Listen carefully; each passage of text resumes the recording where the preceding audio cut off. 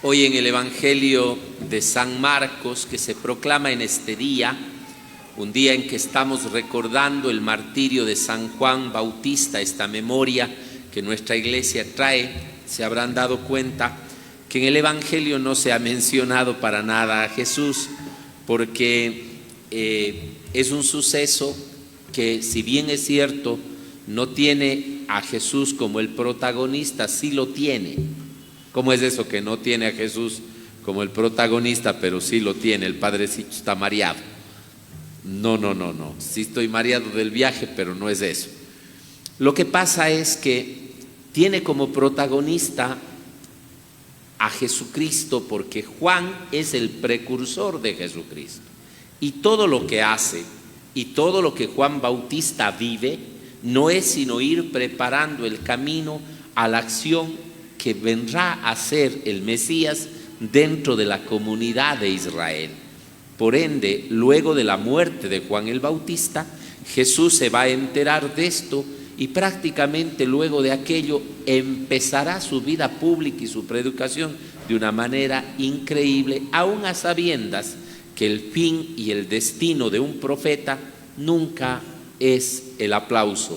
El fin y el destino del profeta, luego de que pasa la fama, de que pasa la moda, siempre será la oposición de quienes él con su palabra ha tocado, y por supuesto, en muchos casos, o en la gran cantidad de profetas, en la mayoría, la muerte. Pero no una muerte sin sentido, sino una muerte que es capaz de ser como el grano de la semilla, que una vez que está en la tierra y muere, allí produce muchísimo más fruto. Eso le pasará al mismo Jesús entonces.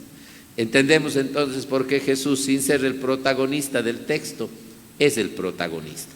Porque ya Juan prácticamente culmina su misión para que empiece la misión aquel a quien Juan había dicho: yo no soy digno ni de desatar las sandalias, porque su bautismo era un simple bautismo de agua, es decir, un bautismo de purificación. Entre tanto, el bautismo que Jesús ofrecerá es un bautismo en el Espíritu Santo, en la entrega de su propia vida y de su amor, para que todo el mundo que posea el Espíritu de Él sea considerado también hijo de Dios y salvado del pecado.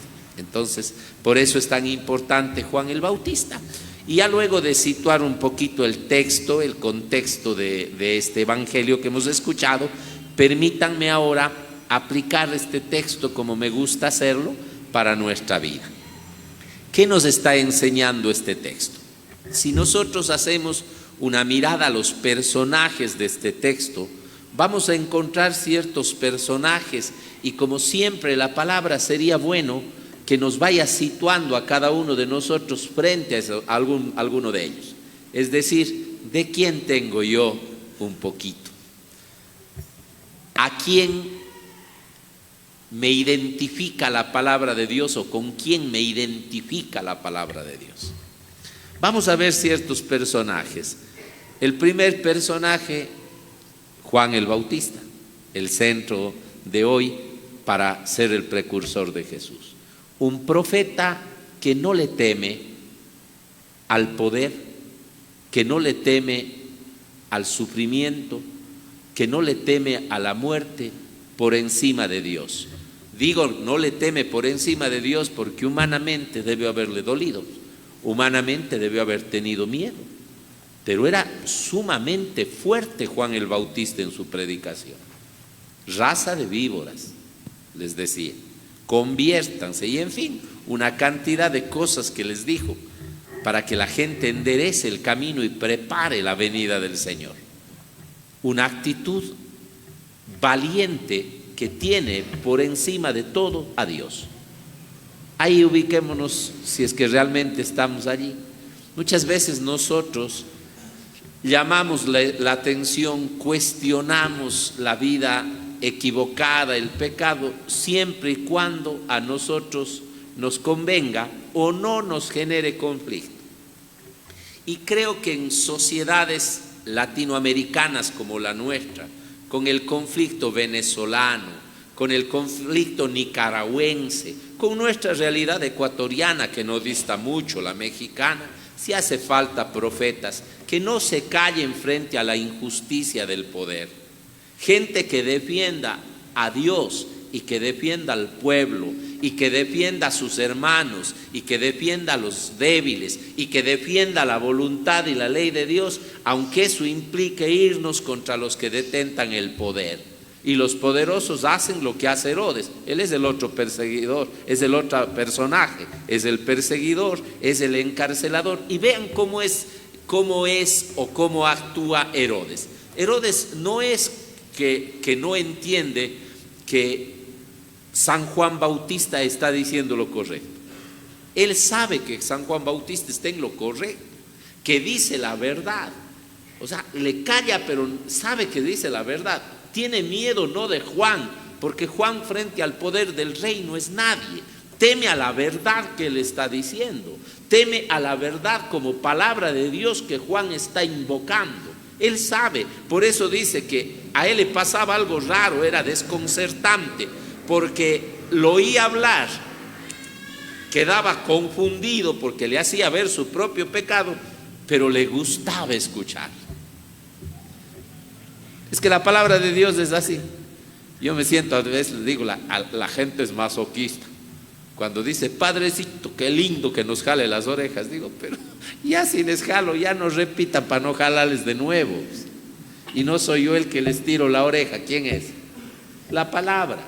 La palabra de Juan no era de Juan, la palabra del Papa, la palabra del obispo, la palabra del sacerdote, del padre que habla desde Dios, de la madre que habla desde Dios, del hermano de comunidad iluminado desde el Espíritu Santo, no es una palabra propia. Y muchas veces nosotros, conscientes de que lo que nos están diciendo es lo adecuado, es lo correcto, están hablando bien, nos hacemos los locos como Herodes. Sabemos que la otra persona tiene razón, pero no le hago caso. Como el merengue creo que eso, cumbia, no sé, estoy confundido de ritmos hoy día, me ayude la Dianita, ese que dice, me asusta pero me gusta. O sea, sé que está mal, pero sigo insistiendo. O sea, cuando el sacerdote le dice a usted, deje una vida mentirosa, esa vida de mentiras va a volver su vida una mentira, y tarde o temprano se va a encontrar con la verdad de su vida cara a cara y no va a poderse ocultar más y va a hacer el hazme reír de usted mismo. Cuando le dice el sacerdote, deja tu vicio, porque tu vicio te va a destruir. Yo esto lo empecé a cacarear hace 20 años aquí en el Ecuador y no me pararon bola, y ahora todavía sigo cacareando. ¿Por qué digo cacarear? Porque parece que más caso le hacen a una gallina que está yendo a poner el huevo que al cura que les está diciendo.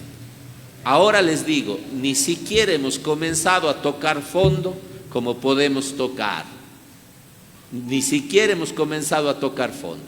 Acabo de llegar, como les dije, de visita, y me ha asustado ciertos lugares de estas grandes ciudades, edificaciones enormes de una tecnología tremenda, pero destruyendo a nuestros niños y nuestros jóvenes que en delante de todo mundo van fumando la marihuana, compartiendo como si fuera el gran logro. Creo que por eso vine mareado. ¡Qué bárbaro! Quiere decir que eso de que aquí se liberó el consumo, eso de que legalizan, eso de que los jueces se venden a los narcos, eso es el inicio de lo que puede llegar. Y si usted calla y yo callo, nos damos cuenta que el cura dice una verdad. Me doy cuenta cuando mi esposo me dice, no tengas ese mal genio, ya no te aguanto, todos los días es la misma cantaleta. Vivo 40 años con vos y te sigues quejando de lo mismo, y ella cambia. Yo ya cambié, pero oirán esa parte, maridos. No vayan a decir, el Padre nos defendió. Yo ya cambié. Y tú no le haces caso, sabes que te dice la verdad. Porque cuando se confiesan ante el cura, ¿qué dicen? Padre, si soy un mal genio, yo quisiera confesarme eso, tengo un genio terrible, realmente a mi pobre marido. O sea, reconoce, pero cambia. Pero lo mismo te dice la mujer. Oye, ya, ¿hasta cuándo? Grosero, ¿hasta cuándo insultas a todo mundo? Y hasta los chicos te van faltando el respeto. Ya deja esa vida, ya te he perdonado tantas traiciones, una más no te aguanto. No, mi mujercita me ha perdonado tanto, es una santa, realmente solo su amor me perdona. Pero sigues haciendo las mismas cochinadas y tarde o temprano terminas mal. O sea, somos como Herodes. Somos como Herodes, no tendremos el poder político, no tendremos el poder económico, militar que tuvo Herodes. Nosotros, digo, porque hay unos cuantos sinvergüenzas, que me oiga Maduro, que sí lo tienen y que algún día van a terminar mal. Pero tú sí tienes el poder del grito en tu casa, de la plata que manejas, de sentirte padre, mamá, de ser el hijo que ayuda en la casa y crees que por eso puedes maltratar, de ser el jefe de algún trabajo, de ser el director de un departamento, el jefe de la oficina. Sí tienes un poder y otro te lo está diciendo, pero no le haces caso. Reconoces que está diciendo lo correcto, pero no le haces caso. Hay otro personaje terrible y nefasto. No es que aquí le quiera justificar a Herodes, es más cobarde todavía porque él dispone sobre la vida de otro. Pero Herodías es, si me permiten decir una palabra grosera, basura completa. Porque para tapar su pecado quiere embarrar a otro y deshacerse de otro, como nos pasa a nosotros.